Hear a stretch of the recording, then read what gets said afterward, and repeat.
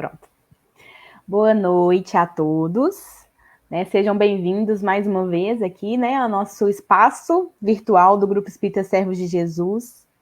Estamos aqui mais uma vez procurando estudar um pouco, né, dessas preciosidades que os Espíritos têm nos dado durante esse tempo. Hoje, para quem, né, tá lembrado, é nosso primeiro domingo do mês e a gente trabalha nesse primeiro domingo do mês o livro SOS Família, né, do Divaldo. E hoje é o dia da Tatiane conversar com a gente e a gente vai estar conversando sobre o capítulo 15, que é um tema que fala sobre educação, muito importante em todos os tempos da nossa existência, né? Então, para a gente poder iniciar o nosso estudo da noite, vou fazer uma leitura e uma prece aqui, para que a gente possa, né, sintonizar com os espíritos amigos, sintonizar com Jesus, para a gente aproveitar o máximo desse estudo da noite.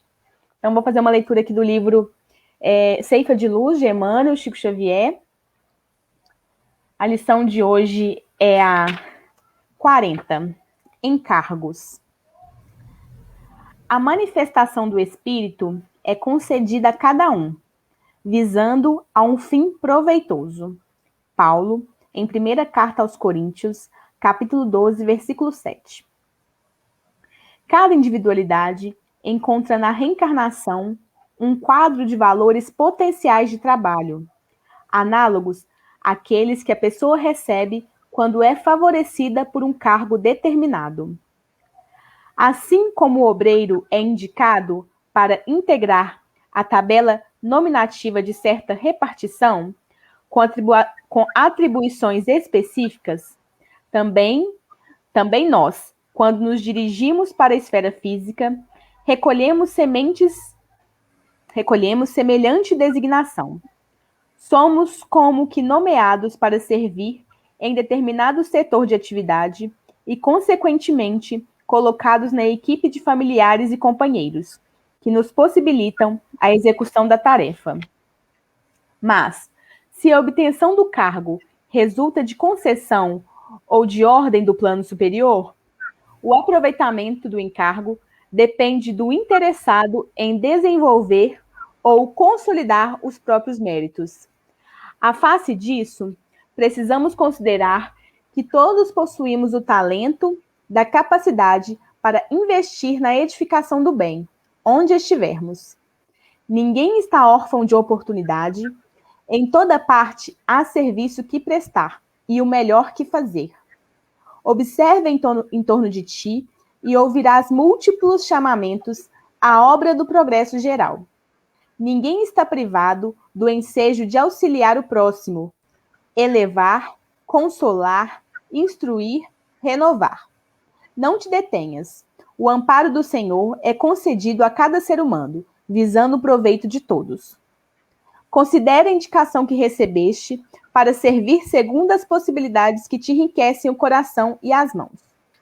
O cargo vem à nossa esfera de ação, por efeito da providência divina, mas a valorização do encargo parte de nós.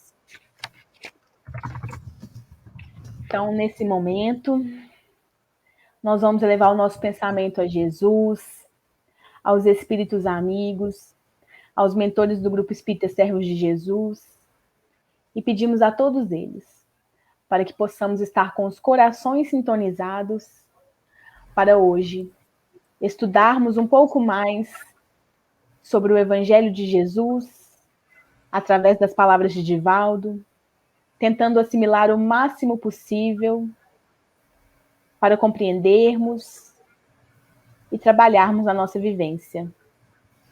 Pedimos que abençoe, Senhor, todos aqui agora que estão nos escutando, todos aqueles que escutarão depois, a nossa palestrante da noite, para que possamos, né, ficar sintonizados com o bem maior. Aproveitando, Senhor, pedimos a proteção para o nosso planeta Terra, em específico para o nosso país Brasil, que se encontra em momentos tão difíceis, tão provadores, que possamos ser fortes, que a nossa fé possa crescer a todo momento, confiando na sua providência e no seu trabalho de amor. Esteja conosco, hoje, agora e sempre, que assim seja. Então, Tati, deixo com você agora o estudo do capítulo, tá bom? Qualquer coisa, Bom, obrigada. Obrigada, agradecendo aí a Jesus pela oportunidade, a todos vocês pela presença, né, que nos ouve agora de seus lares, aonde se encontram. E aí a gente sauda com um poema de Maria João de Deus, lá do livro Parnaso, de Além Túmulo, intitulado assim: No Templo da Educação. Distribuía o mestre os dons divinos, da luz do seu espírito em jaça, e exclama, e quando a turba observa e passa, deixai vir a mim os pequeninos. É que na alma sincera dos meninos há uma luz de ternura, amor e graça, de que o Senhor da paz quer que se faça o sol da nova estrada dos destinos. Vós que tendes a fé que ama e consola, fazei do vosso lar a grande escola de justiça, de amor e de humildade. As conquistas morais são toda a glória que a alma busca na vida transitória pelos caminhos da imortalidade. Maria João de Deus. E com a abertura desse poema, envolvido pela importância da educação, vamos falar sobre esse capítulo 15, muito bem aí anunciado pela nossa irmã, titulado do livro SOS Família, que é um estudo que tem sido feito desde de dezembro de 2019, né? E vem todo primeiro domingo do mês. E esse livro é de Oswaldo Franco e por espíritos diversos. Nesse capítulo 5, como Joana de Ângeles que escreveu, ela dividiu o capítulo, ela organizou o capítulo da seguinte forma: ela colocou o conceito de educação, como se tem, como se deve ter, né, de uma forma mais ampla. Depois ela desenvolve essa ideia e ela finaliza com a educação, o conceito de educação, o sentido da educação à luz da doutrina espírita.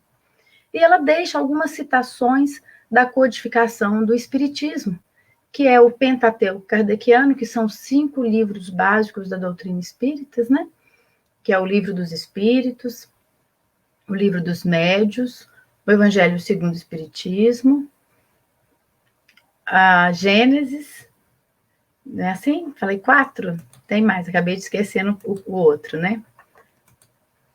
O Livro dos Espíritos, o Livro dos Médios, o Céu e o Inferno. O Céu e o Inferno vem antes da Gênesis e depois da Gênesis. E hoje a Joana de Ângeles ela fez algumas citações, pegando o Evangelho segundo o Espiritismo e o Livro dos Espíritos. E eu completei algumas outras aqui, que a gente vai conversando ao longo do desenvolvimento do estudo. Ela aborda falando sobre o conceito, que eu diga assim: a educação é a base para a vida em comunidade, por meio de legítimos processos de aprendizagem que fomentam as modificações de crescimento e evolução do indivíduo.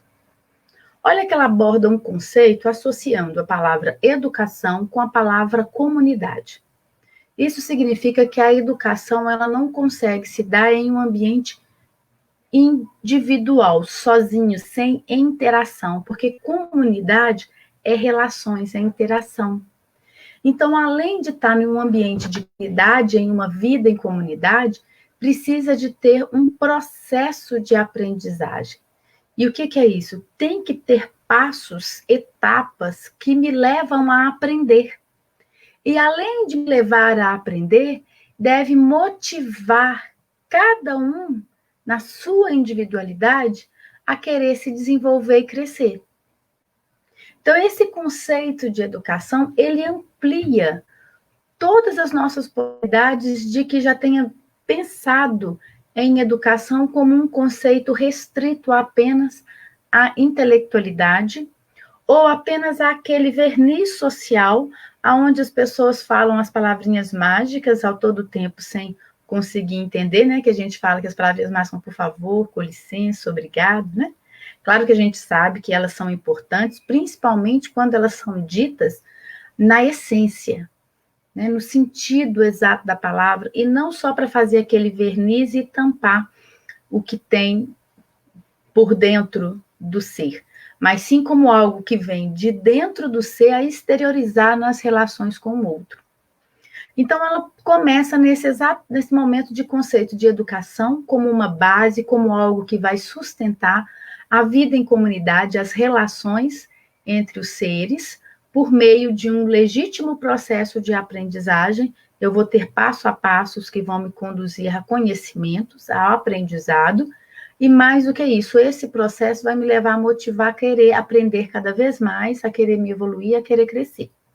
E aí ela diz, não apenas um preparo para a vida, diante a transferências de conhecimento pelos métodos de aprendizado. Então, ó, não é apenas uma coisa assim que eu vou viver aprendendo, transferindo o meu conhecimento para alguém e um método de aprendizagem. Não é só isso. É algo além disso. Antes de ser isso, ela falou, antes é um processo de desenvolvimento de experiências. E aí faz toda a diferença quando ela fala isso. Porque desenvolver experiência é ter uma experiência, ainda não estar a experiência propriamente dita, mas é criar condições de experiências, criar experiências, desenvolver experiência. Então, além da educação, e tudo isso que a gente falou a respeito do processo, ela tem uma oportunidade que ela fomenta a criação de experiências. E que são essas experiências, né? Ela fala no qual o educador e o educando desdobram as aptidões inatas. Ai, gente, isso é tão bom falar sobre isso, porque às vezes a gente tem tanto medo de ter filho, né? Então, olha só, além desse processo de educação, da gente poder viver nas relações sociais, nas relações de comunidade, com processos de aprendizagem, onde a gente vai aprender cada vez mais e cada passo dado a gente vai motivar a conhecer mais e aprender mais, a criar mais, ela ainda faz com que a gente crie condições de desenvolver experiências novas, no qual o educador e o educando desdobram as aptidões inatas. E o que é que fazem isso? Eles vão aprimorando como recursos para a utilização consciente nas múltiplas oportunidades de existência. Então, vamos pensar o que Joana está querendo dizer assim. Quando nasce uma criança, nasce uma mãe junto. Porque antes daquela ser mãe, daquela pessoa ser mãe, era só uma mulher. Não sabia o que era ser mãe, esse papel.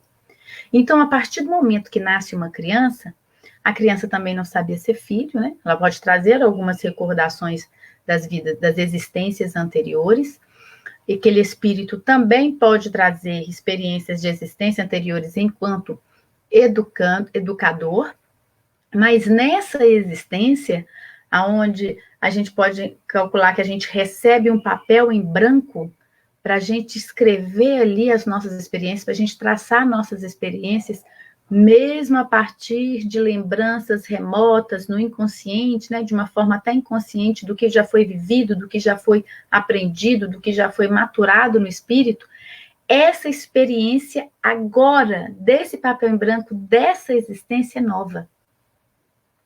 E aí, naquela relação, vão se desenvolver aptidões inatas, aquilo que estava antes de nascer, que não nasceram ali, né?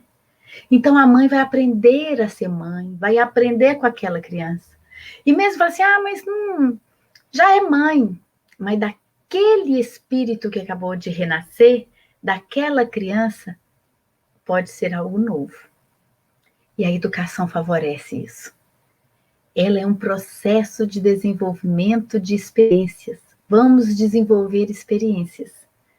A gente consegue aí imaginar aquela mãe que acaba de ter um filho, aquele pai também que acaba de ter um filho, aquele avô que acaba de receber uma criança como um neto, aquela tia. São relações de uma vida em comunidade, gente, que vai desenvolver ali, que a educação vai dar essa oportunidade de vários processos de aprendizagem. E que vai dar cada vez mais motivação para a gente aprender mais. Porque vai passando, vai crescendo, vai se desenvolvendo, vai aprender uma série de coisas, tanto educando quanto educador. E aqui é interessante que a Joana de Ângeles coloca educador e educando, porque no capítulo anterior, para quem está acompanhando, e para aquele que ainda não está, mas com certeza vai passar a acompanhar depois de hoje, né? Vai poder olhar lá que no capítulo 14, anterior a esse, era a respeito da missão dos pais. E às vezes a gente acha que a educação é limitada, restrita à educação dos pais, aos pais, né? Uma responsabilidade só dos pais. Não, mas a educação ela é muito maior do que isso. Porque o pai também está dentro desse processo de educação. O educando faz parte desse processo de educação. O educador também faz parte.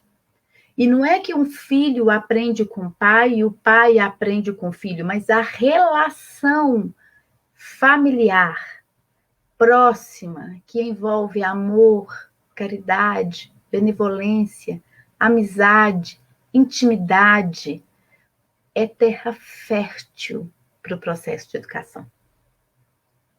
E isso é muito bonito, porque faz a gente ter essa noção desse conceito de educação muito mais amplo do que a gente podia imaginar.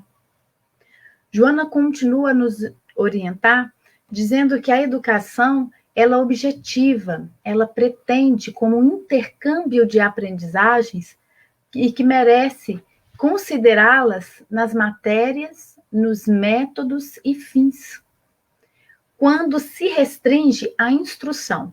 Então, vamos imaginar a educação lá naquele, como se ela fosse uma árvore. Eu adoro essa criatura árvore, sabe? Eu acho que ela é fantástica, ela interage muito bem com esse simbolismo.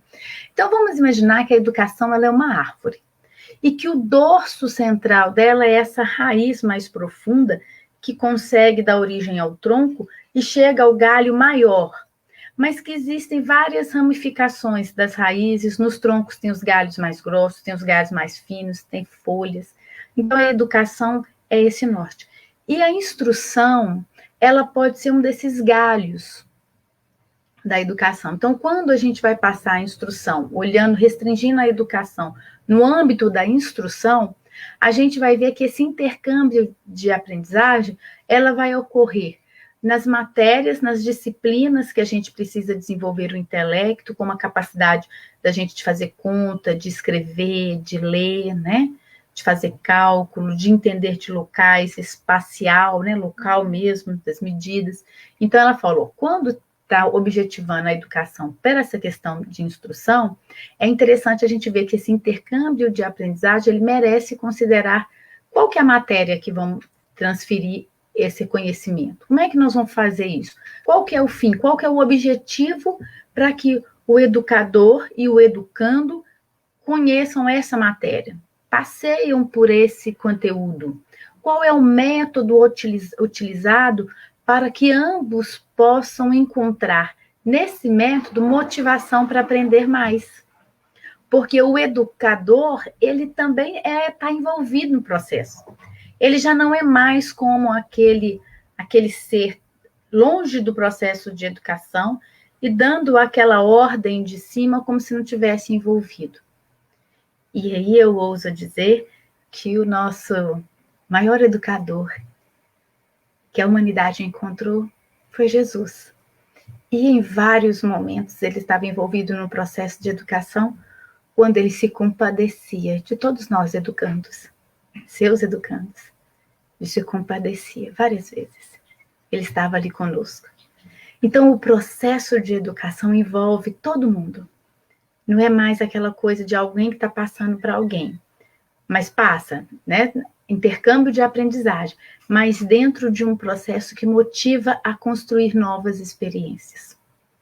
E Joana continua, não é somente a formar hábitos e desenvolver o intelecto, porque dentro do processo de educação, a gente forma hábito e desenvolve o intelecto.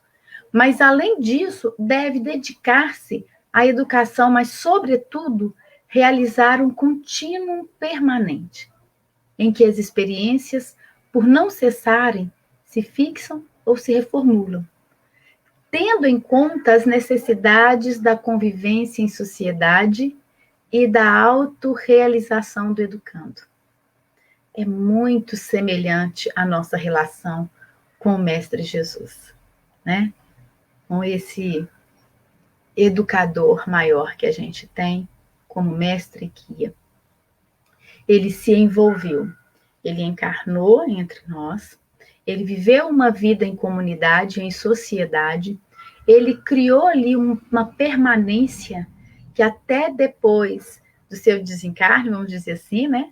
Ele ainda continuou conosco, porque ele não nos deixaria só. Ele criou ali uma relação de permanência, de afetividade, dando a cada um de nós essa autorrealização de que a gente conseguiu andar um pouquinho mais, de que a gente melhorou, né? A gente olha pelo processo do desenvolvimento dos primeiros cristãos que a gente tem. E isso é que é importante a gente entender que até no âmbito dessas matérias, quando desenvolve o intelecto, porque Jesus, apesar de estar nos desenvolvendo moralmente, ele teve que ensinar, digamos, hoje a gente já tem a disciplina aí na parte do intelecto, a questão comportamental, que é da linha do behaviorismo, que é hoje uma disciplina acadêmica. Mas naquela época, na época de Jesus, a gente podia ver apenas como um desenvolvimento moral. Então, até as questões morais de desenvolvimento, hoje, ela é estudada como uma disciplina em faculdades, em pesquisas, para a gente desenvolver melhor as relações humanas. Joana continua a nos dizer a importância dos métodos. Ela diz assim: os métodos na experiência educacional devem ser consentâneos, quer dizer, deve ser apropriado, deve ser de acordo com as condições mentais e emocionais do aprendiz. Eu não posso utilizar o mesmo método para todas as faixas etárias, por exemplo, né? Por quê? Porque para cada um, segundo suas condições mentais e emocionais do aprendiz. Isso é muito importante a gente entender aqui, como diz Joana de Ângeles, que as emoções precisam ser consideradas. E nessa questão desses métodos de aprendizagem intelectual. Hoje nós estamos com as crianças, em questão pandemia, de aprender pelo computador, aprender com as aulas online. E aí está pedindo um apoio maior dos pais ao lado das crianças para aprender. Por quê? Porque precisa dessa questão emocional do aprendiz, precisa ser consideradas as questões emocionais do aprendiz. E eu imagino quanto os pais de crianças, principalmente na educação infantil, no ensino fundamental, da necessidade ali dos pais perto. Não para acompanhar, para vigiar, para saber se está fazendo certo. Não. Mas para dar um conforto emocional à criança. E imagino a dificuldade, porque eles também precisam trabalhar. Estamos todos trabalhando online, muitos ainda conseguem ir para o trabalho, mas tem todos não. Fazem muito trabalho home office. E aí tem que se dividir o tempo entre essa nova circunstância de aprendizagem no trabalho pessoal e nessa nova experiência com o filho, de ensinar mais ao filho ali, que também faz parte de um processo de educação maior para todos os envolvidos. Notem que essa circunstância houve uma oportunidade de aprendizado para a escola, para o professor, para o aluno, para os pais, muita gente envolvida. E aí a gente consegue entender o processo. A educação é muito amplo, até quando tenta se restringir às questões intelectuais de instrução. Então, é muito denso, porque é forte, porque vai desde as fibras mais íntimas do ser, que é o espírito, até a sua parte mais externa, que é o corpo, que se consegue manifestar através das relações entre os seres. E é nessas relações entre os seres é que se consegue perceber a educação. Aí essa educação como um perfume que você sente, vê a fragrância, mas não é tão assim palpável, né?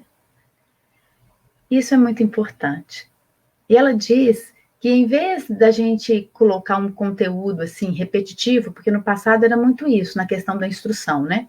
Em vez de se lhe impingir por meio de um processo repetitivo, os conhecimentos adquiridos, o educador há de motivá-lo às próprias descobertas, como ele crescendo, né, de modo que a sua contribuição não seja o resultado de pronto e concluído. Esse processo, que segundo a experiência de alguns, deu certo até aqui. Então, na parte da instrução, a gente pode lembrar aí, como um exemplo bem bacana, o conhecimento da tabuada. Como é que era no passado? A gente tinha que decorar, pronto, acabou. Ficava naquele processo repetitivo, falando a tabuada igual papagaio, para um método de memorização, e aprendia por memorização. Uns sofriam ou não. Se a gente for lembrar, aí tinha alguns que eram beneficiados com a palmatória, porque esqueceu, porque errou, né, assim? E hoje não. Hoje a gente já pode ver que é o seguinte, tem algumas situações que aprende pela música, pode aprender por jogos, pode aprender. Eu lembro que teve, além da tabuada, né? Tem aquela situação das leis de trânsito. Na época da minha infância, do ensino fundamental, a gente aprendia leis de trânsito na escola e depois ia exercitar lá na Transitolândia, que era ali perto do Detran, na Polícia Civil, né? Então, acho que ainda deve ter isso até hoje lá. E as crianças gostavam muito, porque você tinha como aprender as regras ali com uma experiência nova, não mais para uma questão só repetitiva. Hoje, nas escolas, existe muita educação nessa questão assim, do intelecto, até para poder aprender e desenvolver as crianças a evitar ficar livre das drogas, que é um projeto chamado PROERGE, e que junta a escola, a polícia militar, em favor daquela criança ali entender como que a droga pode causar ruínas na sua vida. Então, notem que até nesse campo assim da instrução, que diz aqui Joana de Ângelo, quando a gente tenta restringir a educação apenas no âmbito da instrução, ela ganha um volume muito grande. Quando a gente consegue tirar daquela questão maçante de só experiências repetitivas, né, de querer colocar, mas quando a gente amplia para novas situações. Ela vai dizer, na aplicação dos métodos e escolha das matérias, merece considerar as qualidades do educador, sejam de natureza intelectual ou emocional e psicológica, como de caráter afetivo e sentimental. Olha a importância hoje dos pais, das crianças, do ensino fundamental, do primeiro, segundo ciclo, né, da educação infantil, de alguém ali ativo ao lado. Esse caráter, né, essas características do educador. Quando a gente falou aqui do projeto PROERGE para evitar as crianças da droga, olha como é que era importante trazer a polícia para mostrar pelos olhos da polícia como que era feito essa questão dessa prevenção das drogas, porque é um malefício que pode contar. Como é importante a escola tomar essa consciência de instruir as crianças sobre uma coisa que muitas vezes chegaram até ali no ambiente escolar. Então, já que chegou, como é que nós vamos evitar? Porque se teve alguém querendo ensinar ao uso das drogas, é preciso ter alguém ensinar o que isso pode levar. E como é importante a família em casa dar o exemplo. Porque senão, como é que vai entender essa questão da droga se no próprio lar, aquelas pessoas que mais trazem afeto e representação para a criança são os que ainda fazem tanto uso do álcool, do tabaco ou de outras drogas até ilícitas. Então, até no âmbito da instrução, todos esses seres em vidas em comunidade, em vidas sociais, é necessário estar ali, juntas, com o mesmo propósito, né? Tem que estar apropriado, não pode ser a da deriva. E ela diz que na aplicação, nos fins, os objetivos, sem dúvidas, estão além das linhas da escolaridade. Porque não é grau de instrução na escola, e nem é só a escola que é detentora da educação. É avolumado, né, gente? É engraçado porque a gente fica pensando, eu não tenho filho, eu tenho só uma vida adulta, a educação requer só no âmbito das crianças. Mas eu convivo com quem? Eu sou exemplo para quem? quem me rodeia e tem algum vínculo comigo afetivo ou sentimental, que pode me olhar como um exemplo de que é algo que ele quer passar a viver. Se tem alguma das minhas relações em vida de sociedade que olha para mim dessa forma, mesmo que eu não saiba, eu estou em um papel de educador. E quando eu percebo que entre aqueles que me rodeiam, eu vejo alguém que eu penso, queria ser quando crescer, pelos valores que eu vejo, pela habilidade intelectual, pelos hábitos, eu estou em um papel de educando. E isso é muito bom, porque a gente começa a ter em nossa vida a compreensão do conceito de educação. Ela diz que a educação ergue-se como permanente etapa a culminar na razão do crescimento do indivíduo, sempre além, até transcender-se na realidade espiritual do porvir. Olha, começa então agora em mim a observar isso. E esse desejo de querer ser cada vez melhor, de encontrar pessoas que conseguiram fazer melhores e que podem fazer aquele papel de educador e que eu posso ser esse papel de educando, a me transformar cada vez mais, a ver isso dentro de mim, até um ponto que eu chego a mexer numa mudança espiritual, nas fibras da minha intimidade mais profunda, a mudar a minha realidade do porvir, da vida futura, gente. Porque quando eu consigo fazer esse trabalho, até mesmo em mim, eu estou transformando, eu estou criando condições de novas experiências até melhor. Porque não existe, assim, a educação, como diz até ao Simão Pedro, né, em suas palestras, a educação ela não tem um antônimo. O antônimo de educação é mal educado, quer dizer, ausência de educação. Ou eu tenho educação ou eu não tenho educação. Mas a educação é quando eu percebo a força que faz nesse contato da sociedade, nessa relação entre os seres e nessa capacidade que eu tenho de observar como eu posso me tornar melhor e me motivar para isso. Porque eu vejo que na relação entre os seres eu estou aprendendo e estou ensinando. E isso me motiva a viver melhor. E quando eu vou melhorando, eu garanto uma realidade melhor no meu amanhã, no que está por vir. E aí a gente vê isso também em uma única existência quando a gente olha para a criança. Ela diz, a criança não é um adulto miniaturizado, nem uma cera plástica facilmente modável. Trata-se de um espírito em recomeço, momentaneamente em esquecimento das realizações positivas e negativas que traz das vidas pretéritas, empenhado na conquista da felicidade. Gente, a criança é um espírito. E como nós, que já não somos tão crianças na matéria, mas ainda bem crianças espiritualmente, se a gente for olhar para o nosso Mestre Jesus, né? A gente ainda traz aquele anseio de felicidade, que cada vez mais se aproxima quando a gente utiliza esse processo de educação, que vai fazer com que a gente melhore, que vai fazer com que a gente aprenda e busca essa felicidade. E ela diz que redescobrindo o mundo e se reidentificando, tende a repetir atitudes e atividades familiares em que se comprazia antes ou através das quais se sucumbiu.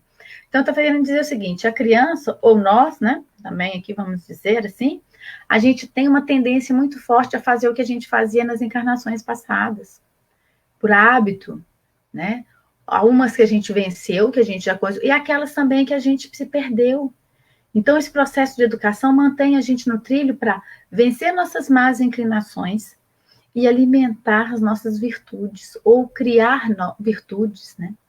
Então, ela diz, tendências, aptidões, percepções são lembranças evocadas inconscientemente, que renascem em forma de impressões atraentes, dominantes assim como limitações, repulsas, frustrações, agressividade e psicoses constituem impositivos construtores e restritivos, não poucas vezes dolorosas, de que se utilizam as leis divinas para corrigir e disciplinar o rebelde que, apesar da manifestação física em período infantil, é espírito relapso, mais de uma vez acumpliciado com o erro, a ele fortemente vinculado em fracassos morais sucessivos.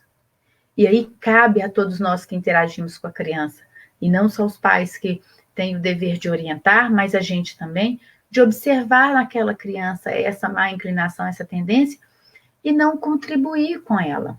Isso não significa que a gente vai bater, que a gente vai desdenhar, que a gente vai falar esse espírito ruim está em desenvolvimento, grande coisa, estamos todos em desenvolvimento, então nós também somos todos ruins. Então não é esse tipo de pensamento, porque a educação ela é progressista. Ela faz a gente melhorar, não faz a gente regredir.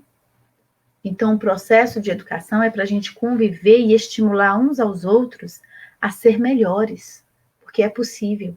E ela diz ao educador, além do currículo a que se deve se submeter, são indispensáveis os conhecimentos da psicologia infantil, das leis da reencarnação, alta compreensão afetiva junto aos problemas naturais de processos educativos. É como se eu tivesse que ter uma empatia por aqueles problemas. E harmonia interior, valores esses capazes de auxiliar eficientemente a experiência educacional. Então, eu preciso me envolver. Claro que o pai e a mãe também, mas o professor também. Professor de jardim. Ah, não. Ah, o evangelizador da casa espírita. Ah, aquela pessoa que trabalha talvez ali na creche, que acompanha a criança. O médico, o pediatra. Estamos todos envolvidos com aquela criança. Mas vamos lembrar que quando não é uma criança física, que todos nós, de uma forma espiritual, somos crianças. Eu costumo dizer que tira a criança de mim, que nada me sobra. Freud já disse que a criança é uma fase que nunca passa. A infância é uma fase que nunca passa. Então, todos nós temos uma relação com a infância e com a criança espiritual ainda muito viva. E é necessário, na hora da gente interagir, dentro deste processo educativo, onde nos motiva a desenvolver cada vez mais, a lembrar que naquele processo de educação, a gente vive alternando os papéis de educando e de educador. Então, há uma importância a gente não ter só o nosso currículo profissional. Então, imagina quem é médico, quem é professor, quem está trabalhando hoje, né? Talvez aí com TI, que a gente pensava que ia mexer só com máquina. Hoje estamos todos nós trabalhando online, mexendo com essas coisas, vai ter que interagir com o ser humano.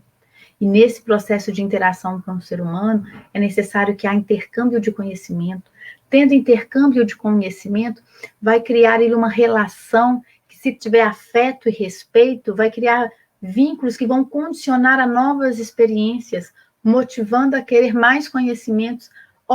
Então agora o pessoal de TI interage com pessoas mais do que eles podiam imaginar, e não só mais com máquina, e estão inseridos em um processo de educação, e que além desse conhecimento que eles têm sobre toda a questão da tecnologia da informação, é interessante eles conhecerem um pouco de psicologia, conhecerem um pouco sobre as leis da reencarnação. Mas se eles não são espírita, leis de encarnação não tem a ver só com o universo do espiritismo, né? Podem até desenhar, mas se tiver, vão ter mais facilidade para desenvolver-se melhor dentro do processo de ação, mesmo se restringindo a questões da instrução e do intelecto. E ela diz que por que dessas leis da encarnação? Porque as leis da reencarnação, quando conhecidas, penetradas necessariamente e aplicadas, conseguem elucidar os mais intricados enigmas que defrontam o educador no processo educativo. Isso porque sem essa elucidação bastante ampla, nem sempre exitosas, vão retundando as mais avançadas técnicas e modernas experiências. Então a gente vê, olha, se a gente entender que às vezes aquela agressividade ou aquela falta de vontade de aprender determinado assunto ou de lidar com determinadas questões, às vezes não vem de agora, vem de mais tempo. E há coisas que talvez não vão resolver todas nessa existência, precisarão de mais tempo. E aí eu vou conseguir entender que às vezes a questão não está dentro das minhas habilidades, mas que eu tenho que estar muito mais próxima do educando, porque pode estar muito mais no universo dele. E isso não é para me distanciar dele, ao contrário, é para me aproximar. E aí ela diz que a instrução é setor da educação, na qual os valores do intelecto encontram necessário cultivo. Então, olha, aprender da instrução é uma parte da educação. Isso a gente precisa entender que não é a educação como um todo. E ela diz, já a educação, porém, abrange a área muito grande, da qual totalidade da vida. Quando ela coloca na quase totalidade da vida, nós sabemos que vida é como educação, não tem antônimo. Vida é o que a gente entende que é o que há. Para os materialistas, a vida começa ao nascimento e termina com a morte. Mas para nós espíritas, e a codificação nos mostra que a vida ela já existia antes da gente nascer e ela continua a existir depois da morte. Portanto, ela não tem fim. Assim como a educação, ela abrange quase toda essa totalidade dessa vida que não tem fim. A educação também não tem fim. Então, ela não existe só no meu universo infantil, de corpo infantil, e nem de espírito infantilizado, que ainda sou, mas de um caminhar contínuo nessa vida eterna. No período da formação do homem, diz Joana, é pedra fundamental. Por isso que no Instituto da Família compete a indeclinável tarefa. Olha, não adianta a família delegar essa tarefa da educação para outras pessoas, não. Para a escola, para a igreja, para o centro espírita, não. No início da formação do homem, na fase infantil, é da família. Porquanto é pela educação e não pela instrução apenas que se dará a transformação do indivíduo e, consequentemente, a humanidade. Então, olha, vai formar um indivíduo e quando cada indivíduo é formado no início ali da criança até os 7 anos, dos 7 ao 14, vamos pensar assim, naquela base familiar, toda a humanidade consegue também ir se formando, porque estamos todos ali naquela fase sendo educados. Então, a Joana diz, no lar assentam os alicerces legítimos da educação, que se transladam para a escola, que tem a finalidade de continuar aquele mistério, de par com a contribuição intelectual das experiências sociais. Olha aqui que é importante, eu começo em casa e a escola tem que dar continuidade. É por isso que eu tenho que entender qual que é a forma de educar que a escola passa, para saber se é de acordo com os meus princípios morais. Porque eu não posso deixar toda aquela educação que eu trabalhei com meu filho dentro do meu lar competir com uma escola que tem outros princípios. Então, é necessário estar alinhado para saber se essa escola vai dar continuidade ou não. Isso é importante. O que fazer, muitas vezes, né? Quer que a escola faça esse trabalho, mas não é assim. Então, a escola educa, quer dizer, a família educa, perdão, e a escola instrui. Mas, ao instruir, tem relações afetivas, se entra também na parte educacional. Para que esses princípios morais sejam de acordo com o meu, eu preciso conhecer a escola. E aí a Joana continua. O lar constrói o homem, a escola forma o cidadão. E aí Chico nos dizia o seguinte, que a educação não é um processo que possa ser levado a efeito quando a criatura já adquiriu hábitos. Aos 5, 6 anos de idade, começa a necessidade de atender à educação da criança. Aí ele diz que há um escritor norte-americano que lançou um pensamento. Nunca houve tempo na humanidade que se soubesse tanto educar as crianças dos vizinhos. Aquilo que se precisa aprender começa aos 6 meses de idade, disse Chico Xavier. E aí a gente pode olhar, né, naquele livro Nossos Filhos São Espíritos, que pode começar talvez até antes do nascimento, com a educação na evangelização do ventre, com o filho ao nascer e seguindo por toda a eternidade, porque quantas mães não chegam nas reuniões mediúnicas orientando seus filhos, né, já desencarnados. E aí ela vai continuar aqui no desenvolvimento dessa questão da educação, comparando a escola tradicional, né, com aquele rigor, naquela situação que impunha um conhecimento para a criança e ela tinha que entender aquilo, às vezes, muitas vezes de forma agressiva. Quem não lembra aqui da palmatória já dita? Depois ela vai falar sobre a escola moderna, né, que é essa escola progressiva, que surgiu com mais ampla visão, dando ali a questão da problemática da educação, mas mostrando que o educando, ele faz parte do processo de educação e, como parte, ele merece o necessário respeito, de modo a desdobrar possibilidades próprias. Qual que é a possibilidade desse educando? Como que ele pode chegar? Que aí conseguiu a entender várias inteligências, né? Antes era inteligente só apenas aquele que conhecia matemática, depois aqueles começaram a descobrir que não era só questão de raciocínio lógico. Então, qual que é a possibilidade desse educando? Onde a gente pode chegar com ele? E aí ele ia dando informações, o educando ia dando informações das suas possibilidades, fomentando intercâmbio e experiências de muita valiosa para a aprendizagem. Só que o que aconteceu? Com essa escola progressiva, houve uma liberdade favorável, que necessário, só que essa liberdade começou a ser exagerada.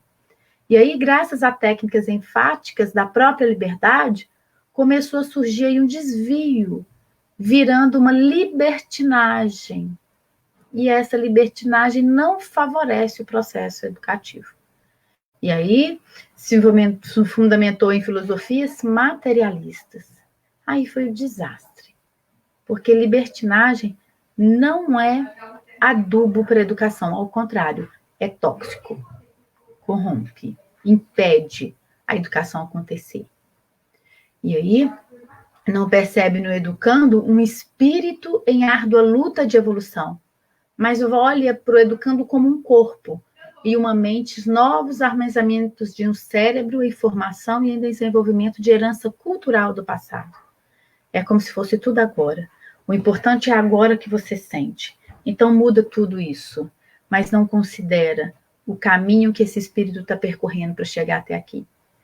Ela diz que nesse sentido, né, ia ser conturbadas e infelizes, que arredondaram as tentativas mais modernas no campo educacional, produzindo larga e expressiva faixa de jovens desastados, inquietos, indisciplinados, quais as multidões que ora desfila, com raras exceções, a um passo de da alucinação e do suicídio. E aí a gente fica com dor no coração de ver uma juventude onde o processo de educação foi lhes furtado pela libertinagem nessas escolas adoecidas, nessas universidades muitas vezes adoecidas, nessas famílias adoecidas, nessas relações humanas adoecidas. E aí, inegavelmente, na educação, a liberdade ela é primacial, a gente precisa dessa liberdade. Porém, é uma liberdade que traz responsabilidade. Essa sim favorece o processo da educação. Essa sim contribui para que o indivíduo se beneficie, né, entre nesse processo educativo. Quando ela vai falar sobre esse espiritismo e educação, que ela já parte esse olhar da doutrina espírita da educação, ela fala, olha, a doutrina espírita, ela eminentemente ela é racional. O espiritismo dispõe de vigorosos recursos para a edificação do templo da educação. Olha, o espiritismo já vê a educação como um templo, como algo sagrado, como algo que dentro dela há uma necessidade de elevação, de contato com o sagrado, de contato com Deus. Porquanto penetra nas raízes da vida, jornadeando com o espírito, através dos tempos de modo a elucidar recalques, neuroses, distonias, que repontam desde os primeiros dias da conjuntura carnal e se fixarem no carro somático para complexas provas ou expiações. O Espiritismo mostra da educação do espírito, falando que nossas dificuldades, que nossas mazelas, nossos recalques, elas são de atitudes nossas dessas existências ou de existências anteriores, mas que se viemos com ela agora na carne, é para uma oportunidade, para espiar ou para nos provar o quanto já crescemos ou para onde ainda conseguiremos crescer. Então, ela diz que, considerando os fatores preponderantes, como os secundários que atuam e que desorganizam os implementos físicos e psíquicos, equaciona como problemas obsessivos as conjunturas em que padecem os transfiguras das responsabilidades. Agora travestidos em roupagem nova, reinsertando tarefas, repetindo experiências para a libertação. Toda a vida, como diz Joana aqui nesse texto, que a educação ela complementa toda a vida, mas essa vida real, que é a vida do espírito, que é a vida de múltiplas existências. Então, temos múltiplas existências porque estamos em um processo de educação do espírito. E que, ora, quando a gente se desvia da lei, a gente consegue se distanciar do motivo real pelo qual a gente está desenvolvendo, que é encontrar-se com o amor e se tornar amor. E aí, a própria educação do espírito favorece que a gente retome a aproximação com a lei através dessa subida, dessa caminhada daquele que caiu. Através de uma vivência, de experiência íntima e pessoal, que podemos dar como exemplo a parábola do filho pródigo, que ao querer tomar a riqueza e sair e se distanciar do pai, se distanciar da origem, viveu experiências de tristezas, de aflições, que ele remeteu a uma lembrança de uma vida boa, educada que tinha, em um processo menos doloroso. E antes de que o pai estava falando ou ensinando o que era a educação, que tinha que fazer isso, que vai ser reto, ele estava vivendo com o pai. Então ele falou, olha, eu sei onde se vive bem, se vive melhor, onde as relações me fazem motivar a crescer. Eu volto para lá. E voltar para lá requer um sacrifício. Então a doutrina espírita nos ensina isso. Que é mesmo numa roupagem nova, mesmo a gente tendo outras tarefas, repetindo experiências, nós estamos nos libertando de nossas mazelas, de nós mesmos, e nos aproximando de um amor que Jesus vivenciou na Terra conosco, para que a gente pudesse se libertar de nós mesmos e ir em busca desse amor real através da educação.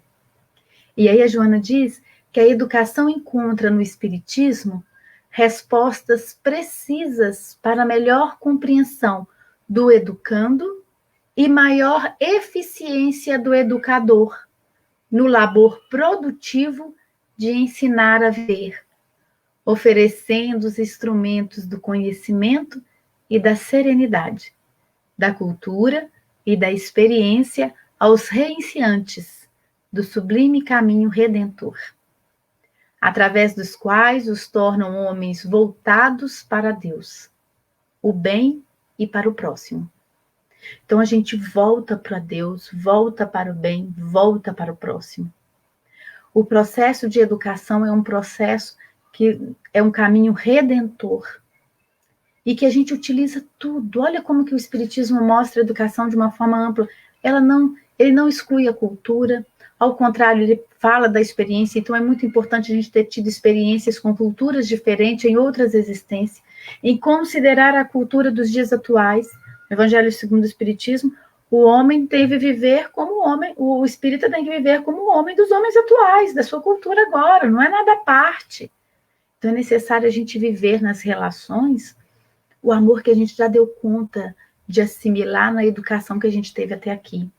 E entender que, olha como Joana de Ângeles está falando, educando e educador, porque esses papéis se alternam na vida. E é interessante a gente entender isso para não sair falando que meu filho está me ensinando, e aí vira para um filho de 6 anos e fala, olha, você me ensinou tanto com isso, a criança não tem condições de entender que ela está ensinando alguma coisa para o pai ainda. Então, ela perde a referência de onde ela vai buscar conhecimento.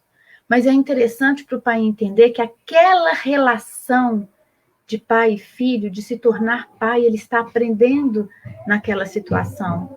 Nesse intercâmbio de conhecimentos, de interesses, dentro de um processo educador que é muito maior que a educação do espírito. E aí as coisas ficam mais leves, a gente não coloca uma carga numa criança que ela ainda não dá conta. Porque ela não é responsável de educar os pais, mas os pais de educá-la. Isso significa que o educador não vai aprender com o educando. Ao contrário, aprende sim, porque a educação é um processo mais amplo. E aí ela vai colocar algumas citações, né, para a gente poder meditar.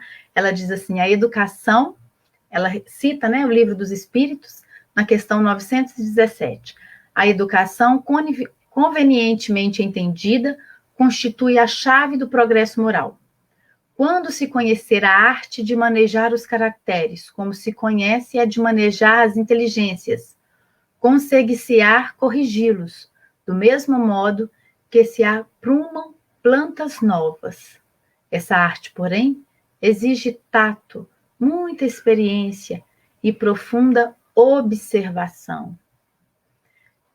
Aí aqui eu quis colocar uma citação também do Livro dos Espíritos, na questão 685A, sobre a lei do trabalho, que é importante também a gente entender nesse processo de educador, não só com uma criança, mas o trabalho, como que a gente precisa aprender a trabalhar e a fomentar coisas novas. Diz que a educação, que consiste na arte de formar os caracteres, há quem culte hábitos, porquanto a educação é o conjunto de hábitos adquiridos.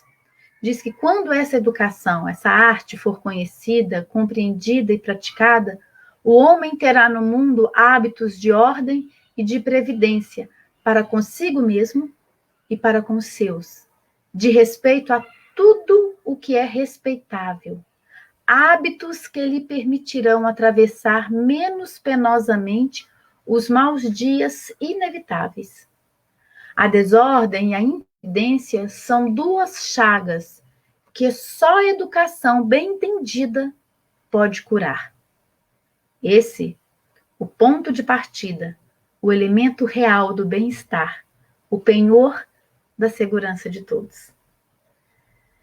E Joana diz, na última citação dela, que desde pequena a criança manifesta os instintos bons ou maus que traz da sua experiência anterior. A estudá-los devem os pais aplicar-se. Todos os males se originam no egoísmo e no orgulho. Agradecendo então aqui a oportunidade, vamos chamar a nossa irmã para poder passar as educações. E antes dela chegar, a gente ainda pode falar algumas outras que a gente ainda tem aqui. Que é do Evangelho segundo o Espiritismo, no capítulo 5, no item 21, mortes prematuras. Se os pais não têm a satisfação imediata de ver os filhos aproveitarem da educação que eles deram, gozá-la-ão, certamente mais tarde, quer como espírito, quer como homens. Talvez sejam eles, de novo, os pais destes mesmos filhos, que se apontam como afortunadamente adotados pela natureza e que devem as suas aptidões a uma educação precedente. Assim também, se os filhos se desviaram para o mal, pela negligência dos pais, estes podem vir a sofrer mais tarde desgostos e pesares que aqueles suscitarão em novas existências. E aí, Bruna? Com você, muito obrigada. Muito obrigada, Tati, né, por esse estudo maravilhoso sobre educação, né, um tema tão importante em todos os tempos, né? Apesar, afinal de contas, né, somos todos educadores, né, em níveis diferentes, em graus diferentes, mas somos todos educadores.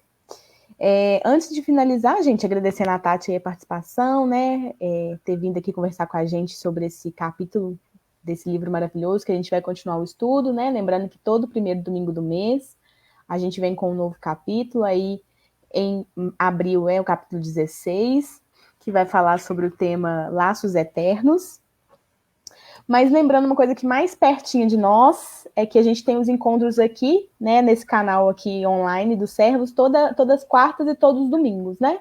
E aí na próxima quarta a gente vai falar sobre um tema que é mediunidade e mistificação.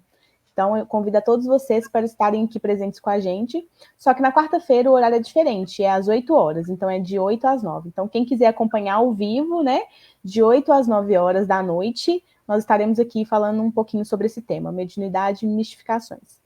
Quem não está conseguindo, às vezes, acompanhar todos os dias, só para depois ir lá no nosso canal no YouTube, Grupo Espírita Servos de Jesus, e se inscrever lá, que aí vocês vão ficar sabendo, né? A gente publica todos os vídeos lá, desses estudos que a gente faz aqui. Então, quem não consegue assistir na hora, pode assistir depois, né? Então, fica lá disponível para quem quiser, tá bom? Então, eu vou fazer a prece aqui de agradecimento, finalização, agradecendo novamente a Tati por estar aqui.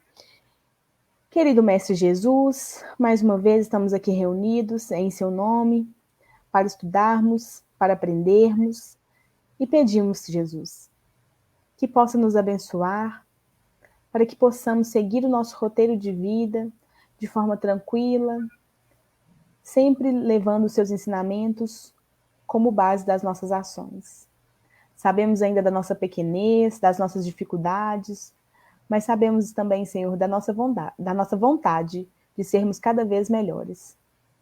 Então, não nos desampare, esteja conosco hoje, agora e sempre, que assim seja. Obrigada, Tati. Obrigada, pessoas, pela participação de vocês. Até a próxima.